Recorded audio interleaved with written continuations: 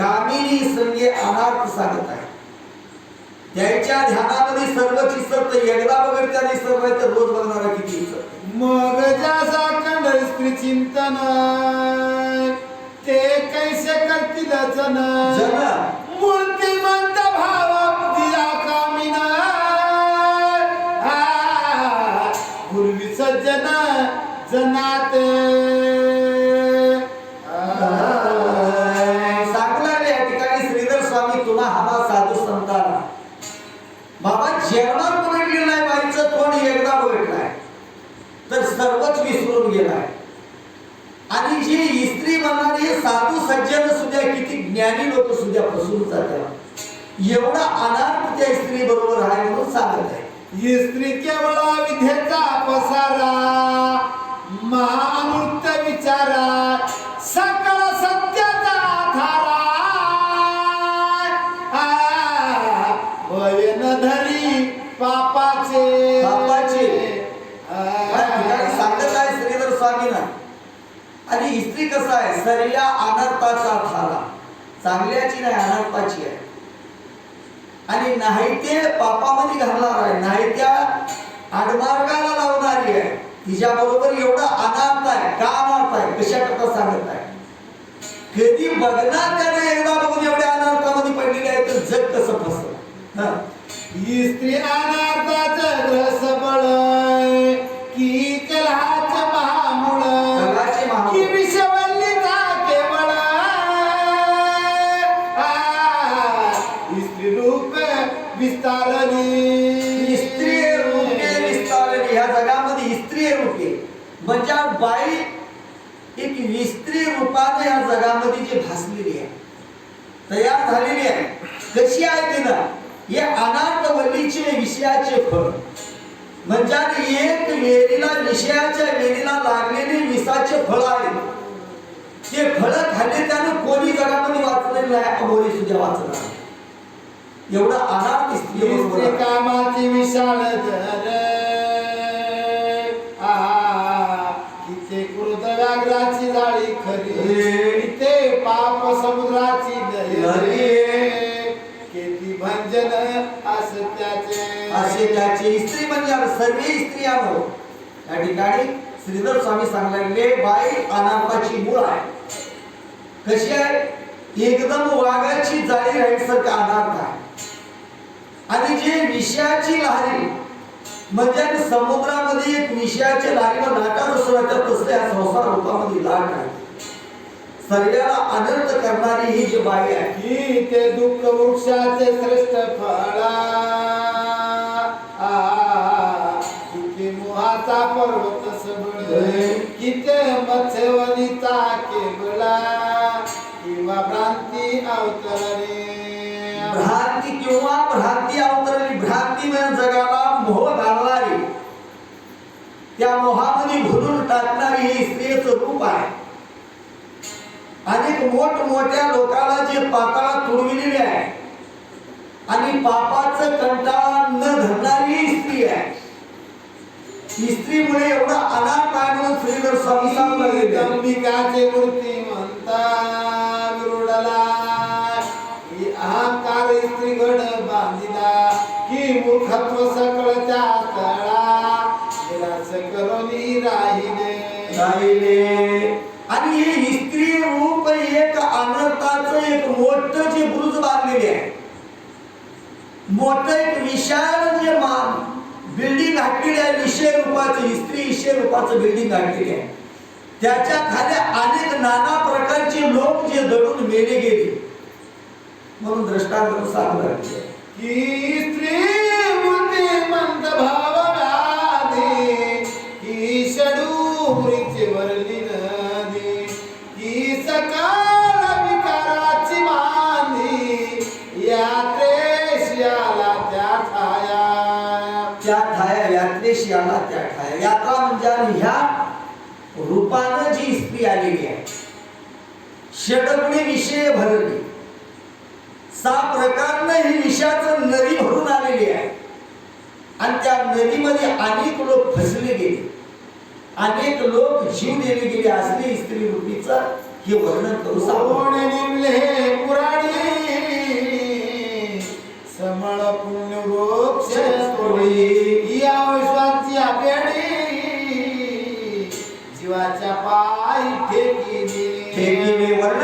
सुंदर वर्णन करत आहे. कोण बनविली हे बेडी, कोण बनविली ही पुराणी.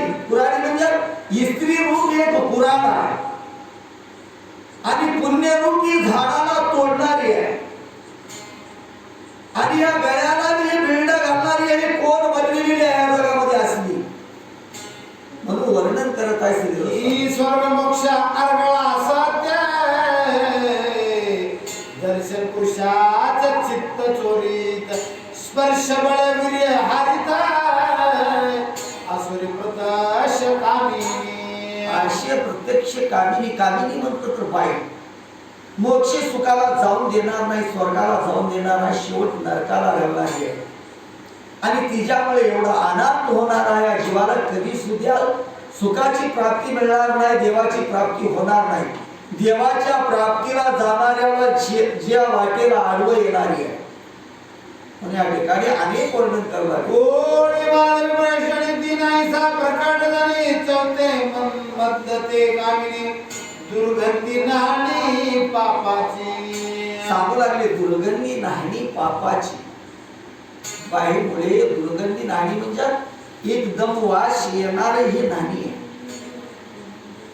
आणि मोक्ष सुखाचं खंडन करणारी आहे. कशाबद्दल सांगत आहे. एक कधी न बघणारा एक शृंगी बघून एवढं जे मोहित झालेले आहे तर या संसारामध्ये बायकोबरोबर संसार करणाऱ्याचं काय हाल होणार आहे आणि त्याचं काय काय वाटोळा करणारी आहे ह्याबद्दल सांगत आहे. काय विद्या काय तपा काय विद्या काय तर कायचे ध्यान कायचे जप कायचे ज्ञान खाटा टोपा हरले सर्व स्त्रियांनी. हरले सर्व स्त्रियांनी. कायशे जप कायशे ध्यान काय खटाटो सर्व वेद अध्ययन जप तप देव धर्म हे सर्वच विसरून जातो. बाईच्या नादामध्ये पडले का कशाच सुद्धा आठवण येणार नाही. तसं जी विषय आहे म्हणून सांगू लागले. ज्या दग्ध पापांनी पायी ज्या दग्ध परांनी पायी हस्त दग्धा प्रीती गई मन दग्ध स्त्रियाच्या टाई करुणी काय जपत काय करून जपत पाणीच्या केव्हाच्या स्त्रियाच्या काही मन स्त्रियाच्या काही कायश जपत कोणचं सुद्धा माणसाला सुख पडून देणार नाही, जीवाला खरा मिळणार नाही. स्त्री अनर्थाची मूळ अनेक दुःख देणारी आहे, तिच्यामुळे कुणाला सुख झालेलं आहे म्हणून असं श्रीधर स्वामी सांगतात. चरणा स्त्रियाने हरवून मेले मना करू पैशाचा जो ध्यान ध्यानी चिंतन स्त्रियाचे ध्यानी चिंतन स्त्रियाचे बक्कल देवदेव कराव जप करावं म्हणते ते मनच स्त्रियानं जे चोरून नेलेले आहे. आता कुठं जप तर डोळे झापले की बाई दिसती आहे, डोळे झापले की संसारच येते. आता कुठं जप तर होते असं त्याच्यामुळे अनार्थ आहे. काय अध्यायन काय कीर्तन व्यात गेले पुराण श्रवण काय करोनी धर्मदान स्त्रियाने मन हरिले. स्त्रियाने मन हरविले. काय शे कीर्तन ध्यान मनन पुरण हे सर्वच जे हरून मनच म्हणजे आपलं मनच जे बाहेर चोरलेले आहे. तर आता कुठं राहिलं चिंतन कीर्तन देव श्रवण हे काहीच उरणार नाही. ह्याच्यापासून एवढा अनाथ आहे म्हणून सांगत आहे. स्वरूपाची धरोनी दावे महानरकाच वाट दावे सज्ञानासी भुलवी वनी हिंडवी विषयाच्या हे बाई रूपी काय बाई रूपी बायानं काय केलेले आहे माणसाला विषयाच्या नदीमध्ये ढकललेले आहे. ज्ञानी लोकांना विषयाच्या वनामध्ये किती ज्ञानी राहील तर त्याला भटकू लागलेले आहे, फिरू लागलेले आहे, पण मायामध्ये फिरवीत आहे. एवढं त्याच्यामुळे अनार्थाने सांगत आहे. काळे दूती पाठविली देखा चालवून नेत महानरका दुरावल मोक्ष सुखा आदपती पाडिले. आदपती पाडिले नरकाला नेले, नरकाच्या खाणीमध्ये ढकलली बाईनं. मोक्षा सुखाच्या वाटेला तोडली गेली, मनच उचलली गेली, सर्वांमध्ये निमग्न करून शेवटला कुठे घातली, नरकाला गेली. तिच्यामुळे सुख कधी सुद्धा नाही म्हणून या ठिकाणी श्रीधर स्वामी सांगत आहे.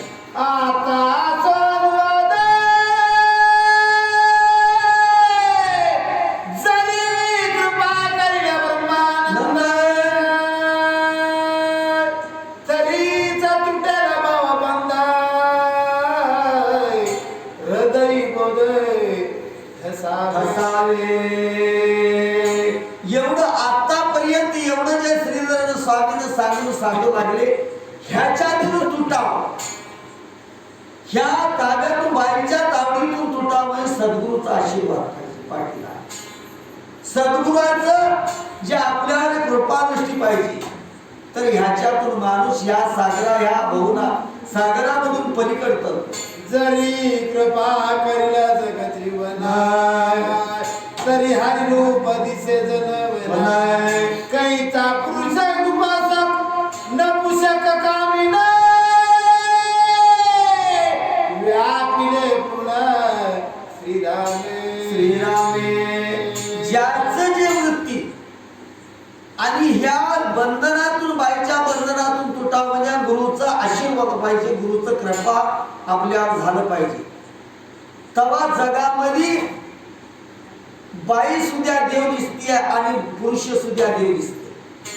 त्याचं चित्त असलं होतं त्या ठिकाणी बाईचं काही चालणार नाही म्हणून नारी नित्य भास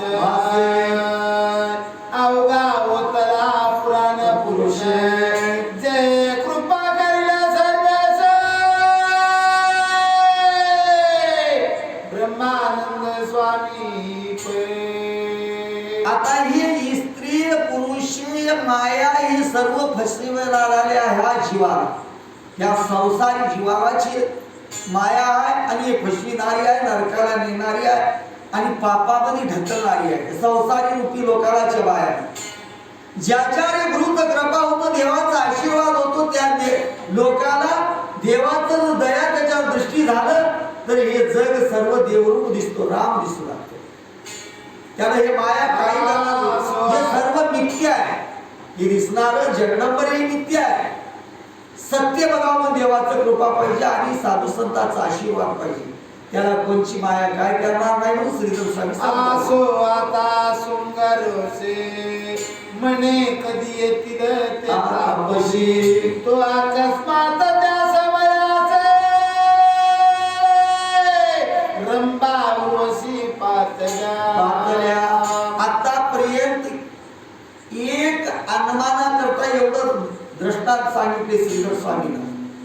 एक शृंग ऋषीच्या मनामध्ये एक ध्यास बसले होते. एकदाच त्या बायाला बोलता, तर बायामुळे किती बोलत होतो गड्या म्हणून त्याबद्दल सांगितले.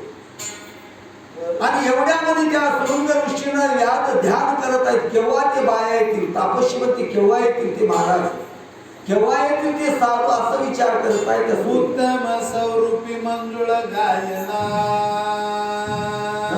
सुंदर मुखा कर्ण नयना, शृंगारिले खुणा काम भाव दाविती.